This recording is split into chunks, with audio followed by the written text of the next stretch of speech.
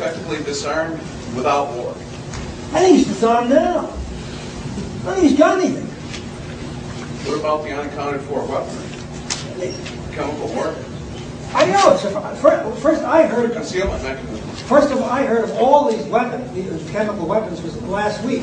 I was not. I've listened to Ritter talk, and I know Ritter's got his problems, but he seemed to me to be fairly well up on his facts. And Ritter always maintained that sure there was some stuff left, but it wasn't enough to amount to a damn.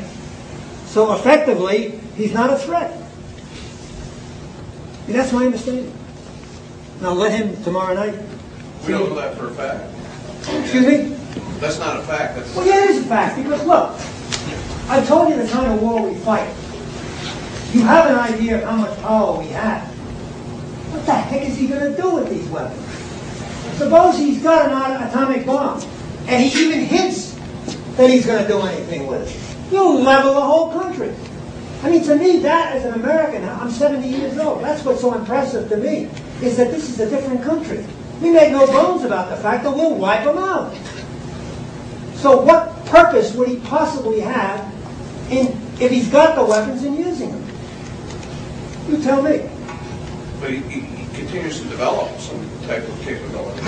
It's a question of what is he developing weapons? He lives in a neighborhood where everybody's got them.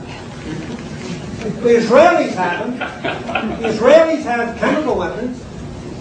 The Israelis have biological weapons. Now, I don't know, but I assume the Syrians are also trying to get them. I'm sure the Egyptians are. I think you always have to put this thing into context. Is he trying to develop weapons so he can defend himself against the Iranians who hate him, against the Syrians who also don't like him, against all his neighbors, or is he trying to, or is he, as the president is presenting, a megalomaniac? I don't think he is.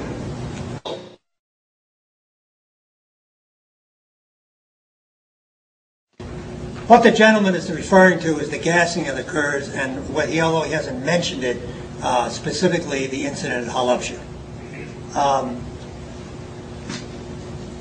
Two things we know about Halabja. For those of you who don't know what Halabja is, it was an incident that occurred toward the end of the Iran-Iraq war in which civilian Iraqis, mostly Kurds, were killed with chemicals in a battle that occurred in the north of Iraq in the Kurdish territory. Is this different from the Marsh Arabs? Yeah, okay. Both. Those are Shias, Arabs. Okay. The two things we know about the Halabja incident, and it's interesting that whenever the incident is discussed in the United States or in Britain or Europe, these are always suppressed. These two facts. One, it was a battle. The implication is, whenever you read about it, that it was a wanton attack by the Iraqis on the Kurds because they were Kurds, and consequently it was genocide. It was not. It was a battle. The Kurdish group under Talabani Kurds, had sided with the Iranians and had enabled the Iranians to infiltrate the city of Halabja by night. In the morning, they burst from their hiding, they overwhelmed the garrison, they drove the Iraqis out. Now, that is much we definitely know. That occurred. The DIA, the Defense Intelligence Agency here in the United States, did a study of what went on in that battle immediately after the battle occurred. And they concluded, on the basis of the condition of the bodies, that the Kurds were killed with a certain type of gas which the Iraqis did not have, but the Iranians did have. And therefore, they said that it was the Iranians that killed them. Now, that also is never mentioned whenever Halabja is discussed.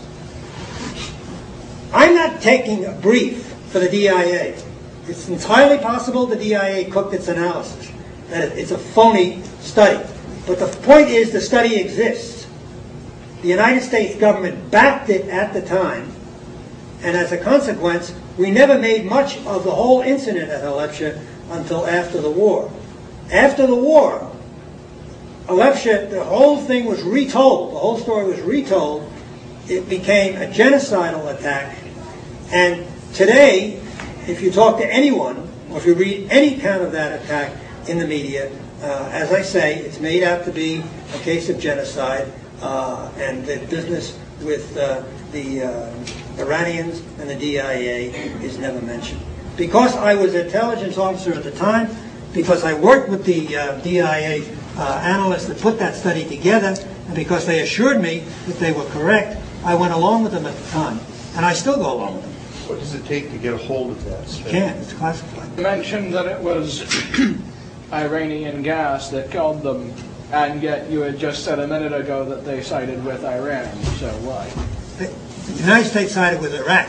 The Kurdish group that had sided with Iran. Oh, because the town went back and forth. Okay. And both sides used gas. The Iraqis used mustard gas, and I believe the Iranians used a blood agent. Okay.